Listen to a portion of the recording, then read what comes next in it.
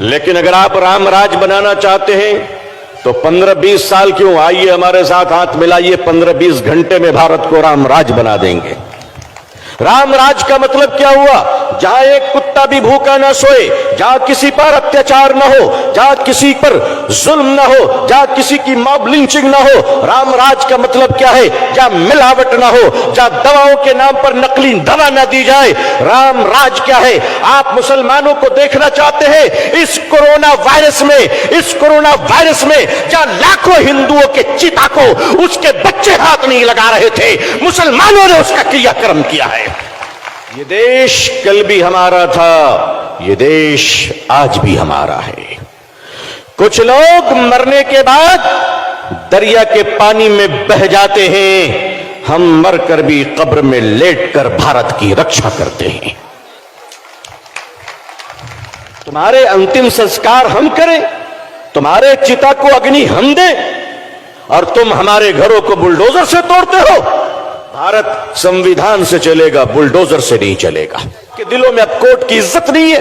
अरे हमसे पूछो, बाबरी मस्जिद तुमने छीन लिया, हमने सीने पे पत्थर रखकर कोर्ट के फैसले का सम्मान किया है। हम कोर्ट के फैसले मानते हैं तो मस्जिद को भी दे देते हैं, बर्दाश्त कर लेते हैं। आप बुलडोजर चलाते हो तो ऑनरेबल सुप्रीम कोर्ट के ऑर्डर की भी इज्जत नहीं करते। ये देश कहां जा रहा है? आज लीटर 200 रुपए भी हो जाए, कहते हैं मुसलमानों की दुश्मनी में कबूल कर लेंगे।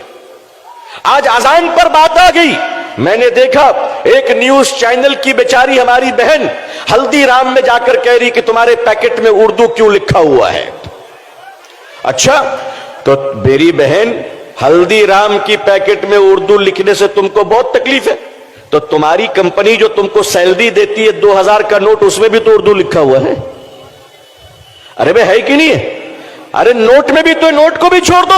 आज इनको अजान से तकलीफ है, कहते हैं अजान क्यों हो रही? अजान आज पहली बार हो रही है। अरे अजान है तो भारत जिंदा है, भारत जिंदा है। और अजान से तकलीफ है तो आज भारत के कई करोड़ हमारे हिंदू भाई अरब के देश में रहते हैं, सुबह से शाम तक अजान सुनते हैं, उनको कोई तकलीफ नहीं होती है। वो अजान सुनते कि नहीं सुनते? वो अजान सुनते, मगर रियाल मिले तो अजान कबूल है, दीनार मिले तो अजान कबूल है, दिरहम मिले तो अजान कबूल है। भारत आते ही पता नहीं कान में अजान से तकलीफ क्यों होने लगती है। भाई, हम तो कहते हैं कि अजान देने से शैतान भागता है ना? हम अजान देंगे जिसको भागना है बाबू।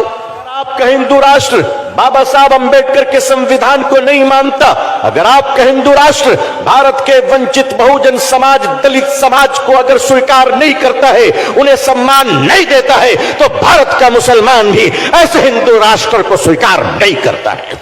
लो, हम अपने धर्म की भी रक्षा करेंगे और इस देश की भी रक्षा करेंगे, और देश के हिंदू भाइयों से प्यार करते हैं, करते रहेंगे।